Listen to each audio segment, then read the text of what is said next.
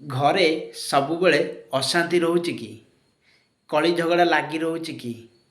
ଯାହା ବି କିଛି ରୋଜଗାର କରୁଛନ୍ତି ତାହା ଅଭାବ ଅନଟ ରହୁଛି, କିଛି ବି ଅଣ୍ଟୁ ନାହିଁ, ସଞ୍ଚୟ ଜିରୋ ରହୁଛି।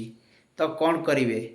ଏହା ପାଇଁକା ମୁଁ ଗୋଟେ ବହୁତ ବଢ଼ିଆ ଉପାୟ ଆପଣମାନଙ୍କ ପାଇଁ ନେଇ ଆସିଛି। ଯଦି ଆପଣମାନେ ଏହି ଉପାୟ କରିବେ ତାହେଲେ ଆପଣମାନଙ୍କ ସେସବୁ ସମସ୍ୟା, ଘରେ ଯେଉଁ ଝଗଡ଼ା ରହୁଛି, ଆପଣ ଦୁଶ୍ଚିନ୍ତା ରହୁଛନ୍ତି, ଆପଣଙ୍କ ଘରେ କୌଣସି ଶୁଭ କାର୍ଯ୍ୟ ହେଉନାହିଁ, ଟଙ୍କା ପଇସାର ଅଭାବ ରହୁଛି, ଏସବୁର ପୁରା ସରଳ ଉପାୟ, ଏସବୁର ସମାଧାନ ପାଇଁକା ମୁଁ ଆପଣମାନଙ୍କ ପାଇଁ ଏହି ଭିଡ଼ିଓ ନେଇ ଆସିଛି। ଆଉ ଏ ଭିଡ଼ିଓକୁ ପ୍ରଥମରୁ ଶେଷ ଯାଏଁ ନିଶ୍ଚିନ୍ତ ଦେଖନ୍ତୁ, ତାହେଲେ ଆପଣମାନଙ୍କର ମଙ୍ଗଳ ହେବା ସହିତ ଆପଣମାନଙ୍କର ଘର ମଧ୍ୟ ପରିବର୍ତ୍ତନ ହେବ, ଘରେ ଯେଉଁ ସମସ୍ୟା ସମାଧାନ ରହିଛି ତାହା ଦୂର ହେବ। ତ ଭିଡ଼ିଓକୁ ଶେଷ ପର୍ଯ୍ୟନ୍ତ ଦେଖନ୍ତୁ। ନମସ୍କାର ଦର୍ଶକ ବନ୍ଧୁ, ମା ପୁଅ ଓଡ଼ିଆ ବ୍ଲଗ ଚ୍ୟାନେଲକୁ ଆପଣମାନଙ୍କୁ ସ୍ୱାଗତ ଜଣାଇ ଆରମ୍ଭ କରୁଛି ଆଜିର ବିଷୟବସ୍ତୁ। ଆପଣଙ୍କ ଘରେ ସଦାବେଳେ ଯେଉଁ ଝଗଡ଼ା ରହୁଛି, ଗୃହରେ ଅଭାବ ଅନଟନ ସହିତ କଳି ଝଗଡ଼ା ସମସ୍ୟା ରହୁଛି, ସେ ସମସ୍ୟାକୁ ଦୂର କରିବା ପାଇଁ ମୁଁ ଆପଣମାନଙ୍କୁ କୌଣସି ଅର୍ଥ ଦେବାକୁ ଯିବାର ନାହିଁ, କୌଣସି କାହା ପାଖକୁ ଯିବାର ନାହିଁ। ମୁଁ ଆପଣଙ୍କୁ ସରଳ ସହଜ ଉପାୟଟି କରିବି।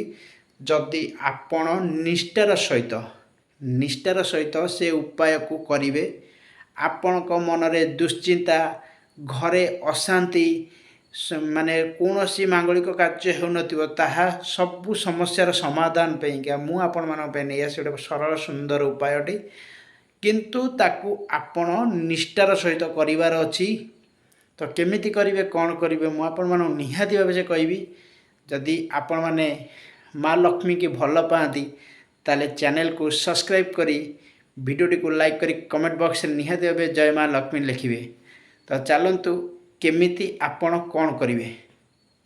ଆପଣଙ୍କୁ ସବୁଦିନ କରିବାର ନାହିଁ, ଏମିତି 3 ମାସ କରିବେ। 3 ମାସ କରିବେ ପ୍ରତ୍ୟେକ ଶନିବାର ଦିନ। ପ୍ରତ୍ୟେକ ଶନିବାର ଦିନ ଆପଣ 3 ମାସ କରିବେ। କ'ଣ କରିବେ? ପ୍ରତ୍ୟେକ ଶନିବାର ଦିନ ଆପଣ ପ୍ରାପ୍ତ ସମୟରୁ ଆପଣ ଭୋରୁ ଉଠିବେ। 4ଟାରୁ 4:30, 5ଟା ଭିତରେ ଆପଣ ଉଠିବେ। ସକାଳ 4ଟାରୁ 5ଟା ଭିତରେ ଆପଣ ଉଠିବେ। ଆପଣ 4ଟାରୁ 5ଟା ଭିତରେ ଆପଣଙ୍କ ନିତ୍ୟକର୍ମ ସବୁ ସାରି ଦେଇଥିବେ। ଉଠିବେ, ଆପଣ ସ୍ନାନ ସାରିବେ। ଶନିବାର ଦିନ ଉପବାସ ରହିବେ। କେବଳ ଫଳମୂଳ ଆହାର କରିପାରିବେ, ଉପବାସ ରହିବେ। ଯଦି ଆପଣ ଉପବାସ ରହୁଛନ୍ତି ତ ଭଲ କଥା, କିନ୍ତୁ ଫଳମୂଳ ଆହାର କରିବା ଠିକ୍। କିନ୍ତୁ ଆତ୍ମାକୁ କେବେ କଷ୍ଟ ଦେବେନି। ଫଳମୂଳ ଆହାର କରିଥିବେ। ଶନିବାର ଦିନ କୌଣସି ଅନ୍ନ ପ୍ରସାଦ ଗ୍ରହଣ କରିବେନି, ଫଳମୂଳ ଆହାର କରିବେ। ଶନିବାର ଦିନ, ଶନିବାର ସକାଳୁ ଏଇଟା କରିବେ। ଉଠିବେ ଆମର ଭୋରୁ, ମାନେ ତା ପରଦିନ ଯେମିତି ରବିବାର ହେଉଥିବ, ଭୋରୁ ମୁଁ କହୁଛି 3ଟା ରାତିରୁ ଆପଣ ଉଠିକି ଆପଣଙ୍କ ପୁଣି ଥରେ ସ୍ନାନ ସାରିବେ। ଉଠିକି ଆପଣଙ୍କ ରୋଷେଇ ଘରେ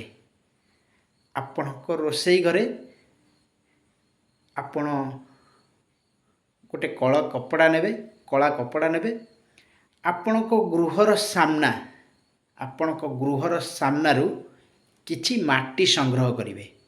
ସେଇ କଳା କପଡ଼ାରେ ଆପଣ ମାଟି ସଂଗ୍ରହ କରିବେ। ତା ସହିତ ଗୋଟିକିଆ ଲେମ୍ବୁ ନେବେ, 2ଟି ତେଜପତ୍ର ନେବେ, ଆଉ ଗୋଟେ ଲବଙ୍ଗ, ଗୋଟେ କର୍ପୂର ନେବେ।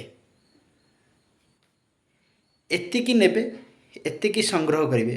କିନ୍ତୁ ଯେଉଁ ତା ପରଦିନ ରବିବାର ହେଉଥିବ, ଆପଣ ଶନିବାର ଦିନ ସକାଳୁ 3ଟା ରାତିରୁ ଉଠିବେ। 3ଟା ରାତିରୁ ଉଠି ଗାଧେଇ ପାଧେଇ ସାରି, ଆପଣ 2:30ଟାରେ ଉଠିଲେ ବି ଚଳିବ, ରାତିରେ ଉଠିକି ଚଳିବ, ଗାଧେଇ। କିନ୍ତୁ 3ଟା ରାତି ସୁଦ୍ଧା ଆପଣ ଗାଧେଇ, 3ଟାରୁ 3:30 ଭିତରେ ଆପଣ ଗାଧେଇ ପାଧେଇକି ଏତିକି ଜିନିଷ ଆପଣ ସଂଗ୍ରହ କରିବେ। ଗୋଟେ କଳା କପଡ଼ାରେ ଆପଣଙ୍କ ଘରର ସାମ୍ନାରେ ଯେଉଁ ମାଟି ଟିକେ, ଲେମ୍ବୁ ଗୋଟେ, 2ଟି ତେଜପତ୍ର, 2ଟି ଲବଙ୍ଗ, ଗୋଟେ କର୍ପୂର, ଏତିକି ସଂଗ୍ରହ କରିବେ। ସେ କଳା କପଡ଼ା ଦିହରେ ତାକୁ ଆପଣ କ'ଣ କରିବେ ନା ଜାଳିଦେବେ। ସେଇ ମାଟି ଦେହରେ ସେ ଯାହା ଥିବ ଜାଳିଦେବେ। ଯେଉଁ ଜଳିଗଲା ପରେ, ଆପଣ ଯେତିକି ସଂଗ୍ରହ କରିଥିବେ, ସେ ଜଳିଗଲା ପରେ ସେ ସବୁ ବିଭୂତି ହେଇଯିବ। ଆପଣ କ'ଣ କରିବେ? ସେ ସବୁକୁ ମାଟିକି ତାକୁ ମିଶାଇ ଦେବେ। ପ୍ରତ୍ୟେକ ଶନିବାର ଦିନ ଏହି କାମ କରିବେ। ଶନିବାର ଦିନ ଭୋରୁ ଉଠିକି ଆପଣ ଉପାସ ରହିବେ, ଏତିକି କାମ କରିବେ। ତାପରେ ଯେଉଁ ମାଟିକି ମୁଁ କହିଲି ଆପଣମାନଙ୍କୁ ସେଟାକୁ ମିଶାଇ ଦେବେ। ମିଶାଇ ଦେଇକି ଆପଣଙ୍କର ଘରର ଚାରିପଟେ ଚାରି କୋଣରେ ତାକୁ ପକାଇଦେବେ। ଦେଖିବେ ଏମିତି 3 ମାସ କରନ୍ତୁ, ଆପଣଙ୍କର ଘରେ ଟଙ୍କାର ଅଭାବ ରହିବନି, କଳି ଝଗଡ଼ା କେବେ ବି ହେବ ନାହିଁ। ମା ଲକ୍ଷ୍ମୀଙ୍କ ଆଗମନ ହେବ, ସାଂସ୍କୃତିକ କାର୍ଯ୍ୟକ୍ରମ ଯାହା ମନରେ ଆପଣଙ୍କର ଦୁଶ୍ଚିନ୍ତା, ମାନସିକ ଚାପ, ଏସବୁ ସମସ୍ୟା ଥିଲା ତା ଆସ୍ତେ ଆସ୍ତେ ଦୂର ହେବ। ଦେଖିବେ ଏହି କାମ କିନ୍ତୁ ନିଷ୍ଠାର ସହିତ କରନ୍ତୁ, ନିହାତି ଭାବେ ଆପଣଙ୍କ ପାଇଁ ମଙ୍ଗଳ ହେବ। ଆପଣଙ୍କର ଘର ସୁଖ ସମୃଦ୍ଧି ଉଠିବ, ଆପଣ ସବୁ ଜାଗାରେ ଉନ୍ନତିମାନ ହେବେ। ଯଦି ଆପଣଙ୍କୁ ମୋ ଭିଡ଼ିଓ ଭଲ ଲାଗୁଥିବ ନିହାତି ଭାବେ ଲାଇକ୍ କରିବେ, କମେଣ୍ଟ କରିବେ, ସାଙ୍ଗସାଥିମାନଙ୍କୁ ସେୟାର କରିବେ।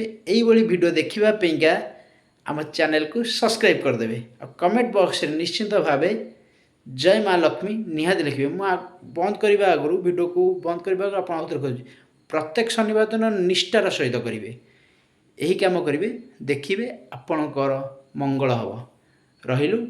ଜୟ ମା ଲକ୍ଷ୍ମୀ, ଜୟ ଜଗନ୍ନାଥ।